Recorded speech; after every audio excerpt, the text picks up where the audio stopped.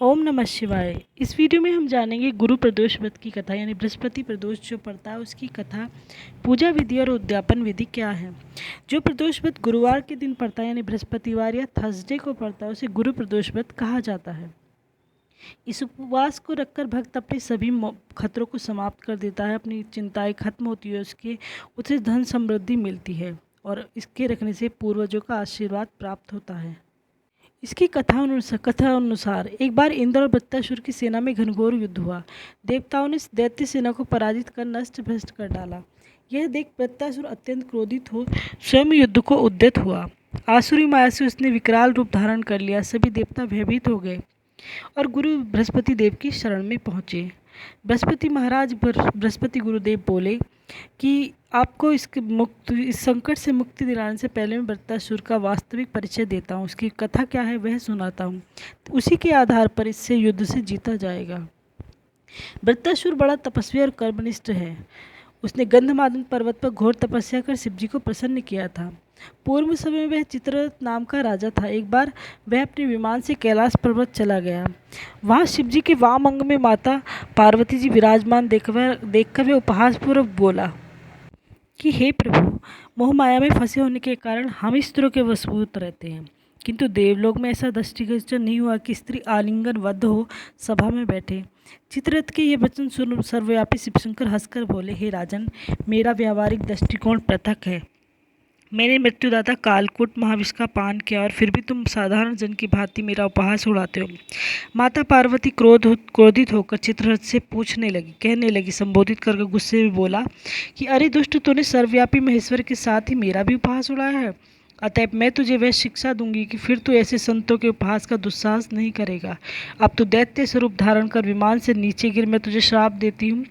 जगदम्बा भवानी के अभिशाप से चित्ररथ राक्षस योनि को प्राप्त हो गया और त्वष्टा नामक ऋषि के श्रेष्ठ तप से उत्पन्न हो वृत्तासुर बना। गुरु बृहस्पति जी आगे बोलते हैं कि वृत्तासुर बाल्यकाल से शिव भक्त रहा है। अतः हे इंद्र, तुम बृहस्पति प्रदोष व्रत कर शंकर भगवान को प्रसन्न करो।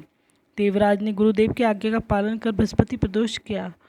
गुरु प्रदोष व्रत के प्रताप से इंद्र ने शीघ्र ही वृत्तासुर पर विजय प्राप्त कर ली और देवलोक में शांति छा गई। इस तरह से भगवान शिव के व्रत से वे अपने वृत्तासुर नामक शत्रु से मुक्ति पा पाया, छुटकारा पा पाया। बोलो उमापति भगवान शंकर की जय।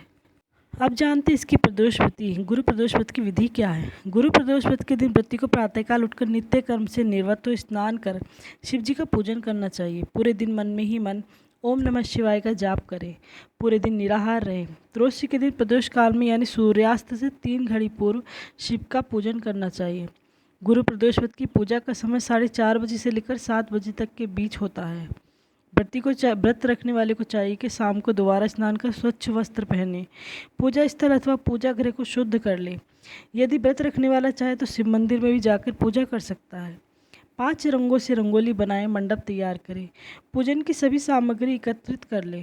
कलश अथवा लोटे में शुद्ध जल भर के रख ले। कुशा के आसन पर बैठकर शिव जी की पूजा विधि विधान से करें। ओम नमः शिवाय कहते हुए शिव जी को जल अर्पित करें। इसके बाद दोनों हाथ जोड़कर शिव जी का ध्यान करें। ध्यान का स्वरूप करोड़ चंद्रमा के समान कांतिवान त्रिनेत्रधारी मस्तक पर चंद्रमा का आभूषण धारण करने वाले पिंगल वर्ण के जटाजूट, नीले कंठ तथा अनेक रुद्राक्ष मालाओं से सुशोभित, वरद हस्त, त्रिशूलधारी, नागों की कुंडल पहने, व्याघ्र चर्म धारण किए हुए, रत्न जड़े सिंहासन विराजमान शिव जी हमारे सारे कष्टों को दूर कर सुख समृद्धि प्रदान करें। ध्यान के बाद गुरु प्रदोष व्रत की कथा सुने अथवा सुनाएं। कथा समाप्ति के बाद हवन सामग्री मिलाकर 11, 21 या 108 ओम ह्रीं क्लीं नमः शिवाय स्वाहा मंत्र से आहुति दें। इसके बाद शिव जी की आरती करें। उपस्थित जनों को आरती दें। सभी को प्रसाद वितरित करें। उसके बाद भोजन करें।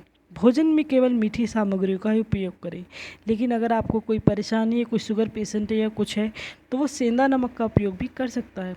वैसे खाई इसमें मीठी चीज़ें ही जाती है, लेकिन अगर किसी कारणवश नहीं खा पाते तो आप सेंधा नमक का उपयोग कर सकते हैं, पर उसमें अन्न ना हो। आलू हो सेंधा नमक के, वही खाए जाने चाहिए।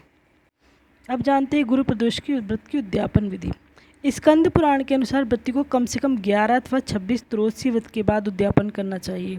उद्यापन के एक दिन पहले यानी द्वादशी तिथि को श्री गणेश भगवान का विधिवत षोडशोपचार विधि से पूजन करना चाहिए, यानी शिव जी गणेश जी की पूजा कीर्तन करना चाहिए।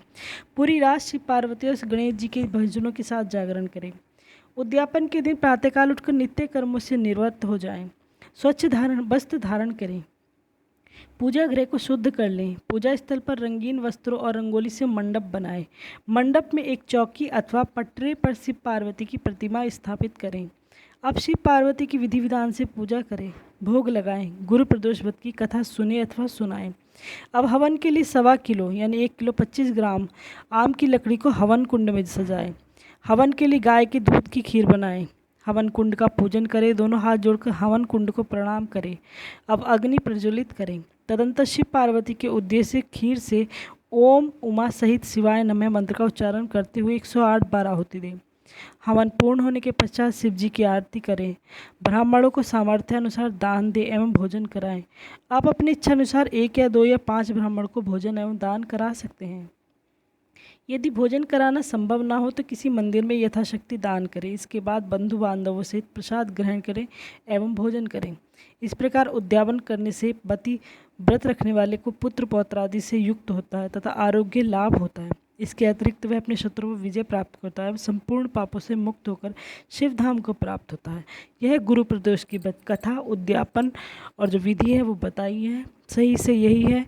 ओम नमः शिवाय। नाम जपते रहिए, काम करते चलिए। ओम नमः शिवाय।